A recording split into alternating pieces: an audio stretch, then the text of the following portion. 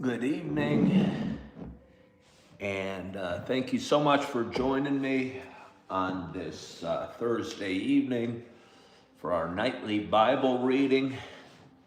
Tonight, we are going to be digging a little deeper into the fifth book of the Bible, the Old Testament, the Book of Deuteronomy. We started last night. Read the first two chapters. I've been reading a couple chapters every night from the Bible. Started at the very beginning. I figured what better place than to start at the beginning. A lot of people advised me and told me that I should start reading in the New Testament. Didn't really make sense to me when I started thinking about it. But as I've dug deeper, the Old Testament's real hard to read.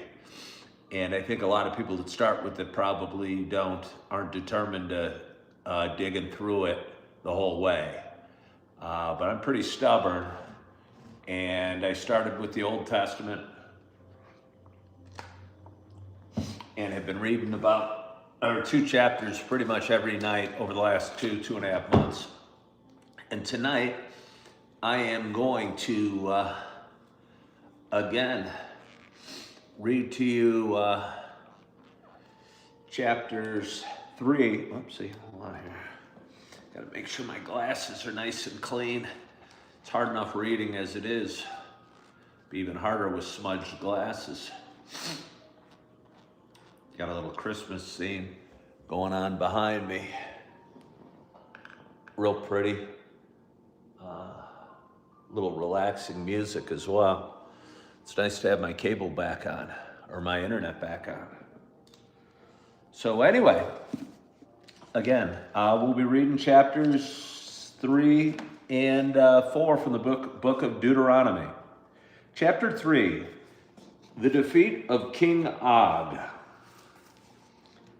Then we turned and went up the way to Bashan, and Og, the king of Bashan, came out against us, he and all his people, to battle at Edrei.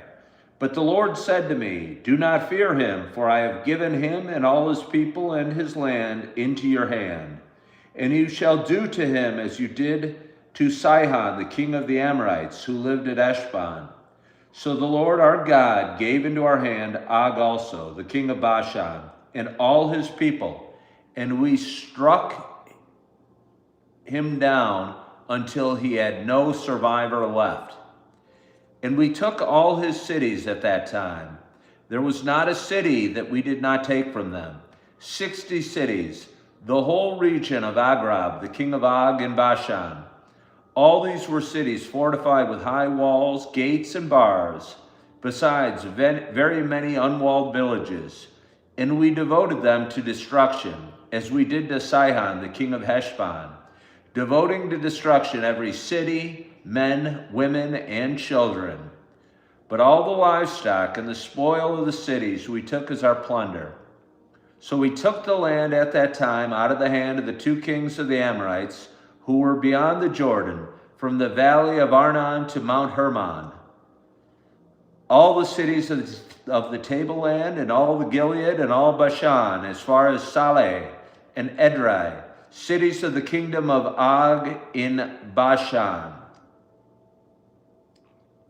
When we took the possession of this land at that time, I gave to the Reubenites and the Gadites the territory beginning at Aroer, which is on the edge of the valley of Arnon, and half the hill country of Gilead, with its cities.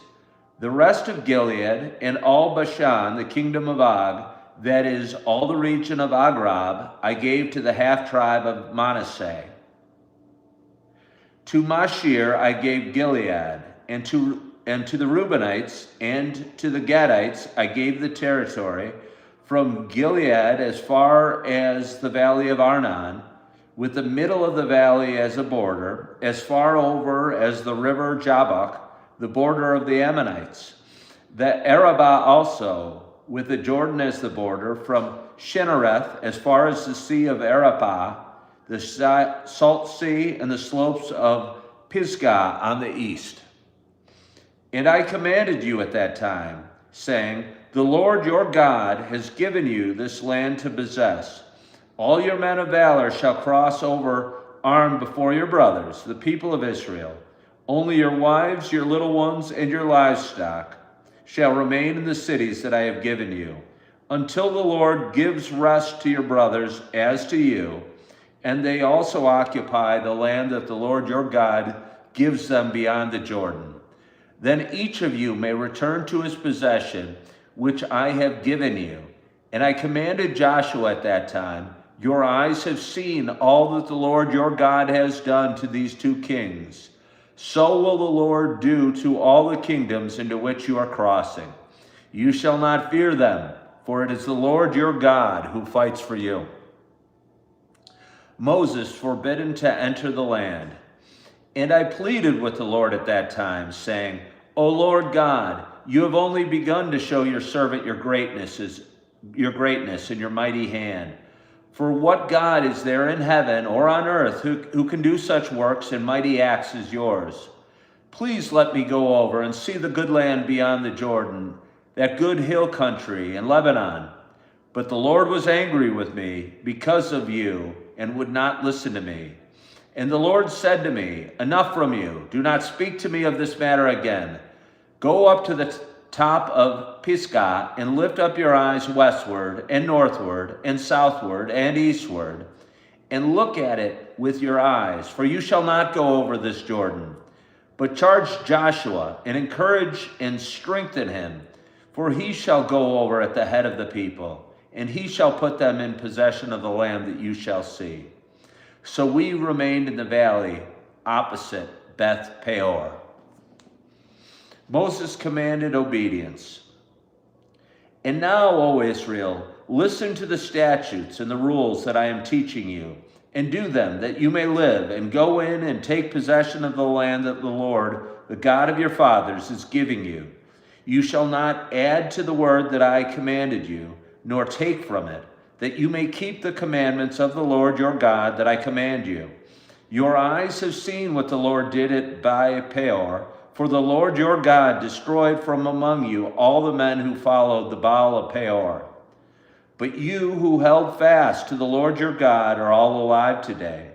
See, I have taught you statutes and rules as the Lord my God commanded me, that you should do them in the land that you are entering to take possession of it. Keep them and do them, for that will be your wisdom and your understanding in the sight of the people, who, when they hear all these statutes, will say, 'Surely this great nation is a wise and understanding people.' For what great nation is there that has a God so near to it as the Lord our God is to us, whenever we call upon him? And what great nation is there that has statutes and rules so righteous as all this law that I set before you today? Only take care and keep your soul diligently, lest you forget the things that your eyes have seen, and lest you depart from your heart all the days of your life. Make them known to you, your children and your children's children, how on the day that you stood before the Lord your God at Horeb, the Lord said to me, 'Gather the people to me, that I may let them hear my words, so that they may learn to fear me all the days that they live on the earth, and that they may teach their children so.' And you come near and stood at the foot of the mountain, while the mountain burned with fire to the heart of heaven, wrapped in darkness, cloud, and gloom. Then the Lord spoke to you out of the midst of the fire. You heard the sound of words, but saw no form. There was only a voice. And he declared to you his covenant, which he commanded you to perform, that is, the 10 Commandments. And he wrote them on 2 tablets of stone. And the Lord commanded me at that time to teach you statutes and rules, that you might do them in the land that you are going to possess. Therefore watch yourselves very carefully, since you saw no form on the day that the Lord spoke to you at Horeb out in the midst of the fire. Beware, lest you act corruptly by making them a carved image for yourselves, in the form any figure, the likeness of male or female, the likeness of any animal that is on the earth, the likeness of any winged bird that flies in the air, the likeness of anything that creeps on the ground, the likeness of any fish that is in the water under the earth. And beware, lest you raise your eyes to heaven, and when you see the sun and the moon and the stars, all the host of heaven, you be drawn away and bow down to them and serve them, things that the Lord your God has allotted to all the peoples under the whole heaven. But the Lord has taken you and brought you out of the iron furnace, out of Egypt, to be a people of his own inheritance, as you are this day. Furthermore, the Lord was angry with me because of you, and he swore that I should not cross the Jordan, and that I should not enter the good land that the Lord your God is giving you for an inheritance. For I must die in this land. I must not go over the Jordan, but you shall go over and take possession of that good land. Take care, lest you forget the covenant of the Lord your God, which he made with you, and make a carved image, the form of anything that the Lord your God has forbidden you. For the Lord your God is a consuming fire, a jealous God. When you father children and children's children, and have grown old in the land, if you act corruptly by making a carved image in the form of anything, and by doing what is evil in the sight of the Lord your God, so as to provoke him to anger, I call heaven and earth to witness against you today, that you will soon utterly perish from the land that you are going over the Jordan to possess. You will not live long in it, but you will be utterly destroyed. And the Lord will scatter you among the peoples, and you will be left few in number among the nations where the Lord will drive you. And there you will serve gods of wood and stone, the work of human hands that neither see nor hear nor eat nor smell. But from there you will seek the Lord your God, and you will find him, if you search after him with all your heart and with all your soul. When you are in tribulation and all the things come upon you in the latter days, you will return to the Lord your God and obey his voice. For the Lord your God is a merciful God. He will not leave you or destroy you or forget the covenant with your fathers that he swore to them. The Lord alone is God.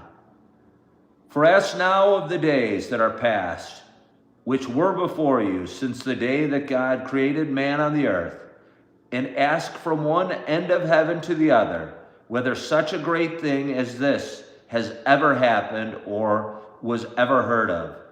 Did any people ever hear the voice of a God speaking out of the midst of the fire, as you have heard, and still live? Or has any God ever attempted to go and take a nation for himself from the midst of any other nation, by trials, by signs, by wonders, and by war, by a mighty hand and an outstretched arm, and by great deeds of terror, all of which the Lord your God did for you in Egypt before your eyes? To you it was shown that you might know that the Lord is God. There is no other besides him. Out of the heaven he let you hear his voice, that he might discipline you. And on earth he let you see his great fire, and you heard his words out of the midst of the fire. And because he loved your fathers and chose their offspring after them, and brought you out of Egypt with his own presence by his great power, driving out before you nations greater and mightier than you, to bring you in, to give you their land for an inheritance, as it is this day. Know therefore today, and lay it to your heart, that the Lord is God in heaven, above and on the earth beneath. There is no other. Therefore you shall keep his statutes and his commandments, which I command you today, that it may go well with you and with your children after you, and that you may prolong your days in the land that the Lord your God is giving you for all time. Cities of refuge. Then Moses set apart 3 cities in the east beyond the Jordan, that the manslayer might flee there, Anyone who kills his neighbor unintentionally, without being in enmity with him in time past, he may flee to one of these cities and save his life. Bezer in the wilderness, and on the tableland for the Reubenites, Ramoth in the Gilead for the Gadites, and Golan in Bashan for the Manassites. Introduction to the law. The law is the law that Moses set before the people of Israel. These are the testimonies, the statutes, and the rules which Moses spoke to the people of Israel when they came out of Egypt, beyond the Jordan in the valley opposite Beth Peor, in the land of Sihon, the king of the Amorites, who lived at Heshbon, whom Moses and the people of Israel defeated when they came out of Egypt. And they took possession of his land and the land of Og, the king of Bashan, the two kings of the Amorites who lived in the east beyond Jordan, from the Aror, which is on the edge of the valley of the Arnon, as far as Mount Siron, together with all the Arabah on the east side of the Jordan, as far as the sea of the Arabah, under the slopes of Pisgah.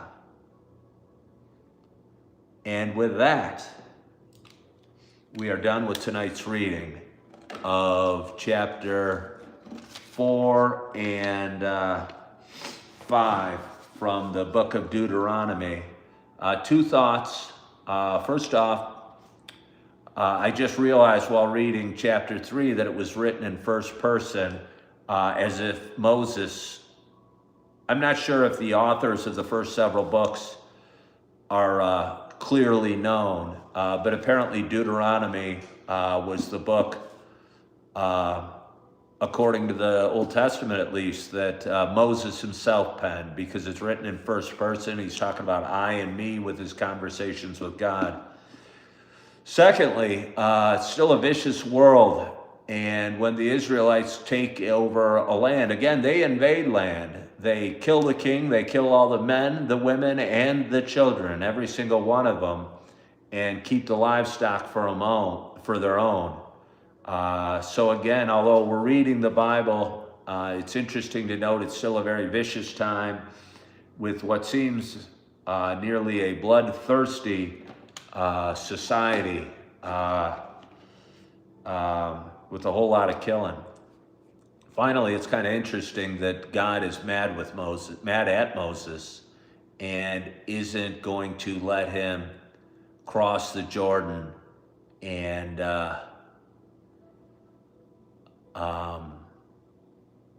make it to the promised land. So anyway, I want to thank you so much for joining me again tonight as we dive deeper into the Bible and have read 2 more chapters from Deuteronomy. I hope you're having a wonderful, wonderful day. You enjoyed tonight's reading. You get a great night's sleep, that you are feeling good, that you are loving yourself, that you are forgiving yourself. And as always, I hope to talk to you soon. Bye-bye.